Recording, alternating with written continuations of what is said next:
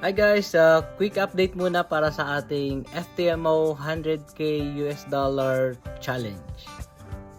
So let's open the FTMO app. And so ito yun, ano? Ang balance natin ngayon is $102,173 $0.06. So meron na tayong kita na $2,173. Nasa 2.1% na tayo. So, tignan natin yung details. So, ito na, no?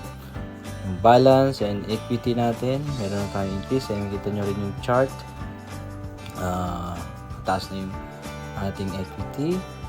So, sa trading objectives, na-meet na natin yung minimum trading days. Naka 19 days na tayo.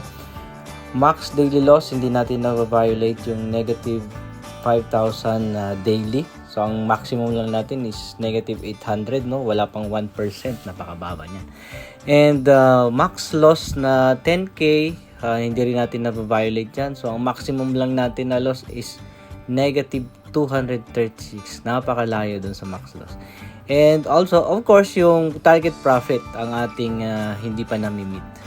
10,000 US dollars ang kailangan, and ngayon nasa $2,173 tayo. Pero unti-unti papunta tayo dyan. And ito yung today's permitted loss and permitted maximum permitted loss 12,000, parang may additional buffer tayo sa maximum.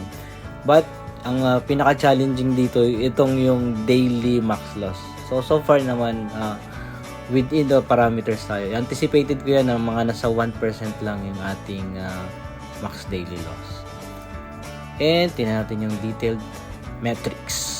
So status is still active. Nag-start tayo ng January 22. So within the expectations pa rin natin, ano, yung ang nakita ko noon, so pag-adjust ko ng system ko, sabi ko mga 2% per month itong kalalabasan. So more or less ganun nga, nasa 2% gain na tayo. Halos 1 month na tayo dito sa challenge na to. And yung consistency score, so maganda ang ating score, nasa 86%. So kasi parang measure ito ng, ito basahin natin na, this value calculates the consistency of your trading based on the result of each trading day. A high value indicates more consistent trading.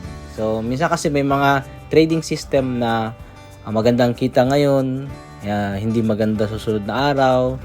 So, dito sa trading system ko, makikita stable siya kasi mataas ang consistency score niya. So, consistently generating profits. And ito na yung equity and balance. Number of trades, 37 and 37 lots. Kasi ang gamit ko ay 1 lot sa bawat trade.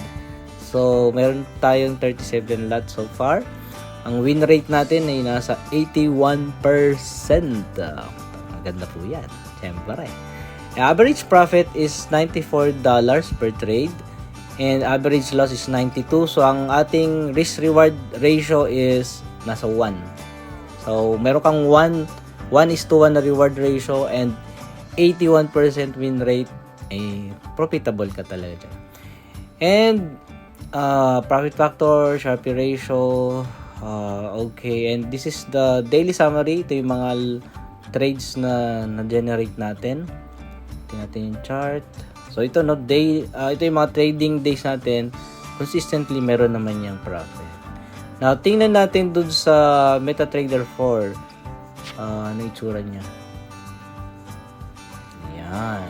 So ito yung ating account sa nilagin ko dito sa MetaTrader 4 app, no.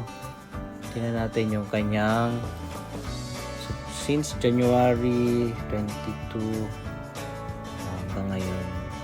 Okay. Ayan. So ito na siya. So dito January 16, and then ito yung mga trades natin. So 1 lot, buy 1, and ito yung $74 yung na-close na siya. So, may sell tayo, may buy. So, may mga red rin na konti. So, ang win rate nga natin dito is 81%. So, meron lang tayong 19% na losses. but of course 81% win rate. So total profit is $2,173, and kumbaga nasa 2.17% na tayo. Malapit na tayo dun sa 10% na target profit, at sana maabot natin yun nang hindi tayo nag-violate ng mga trading rules or trading objectives. Okay, so yun lang guys, and sana tuloy-tuloy ito hanggang mapasahan natin yung challenge. This is the $100,000 FTMO challenge. Yun lang. Thank you!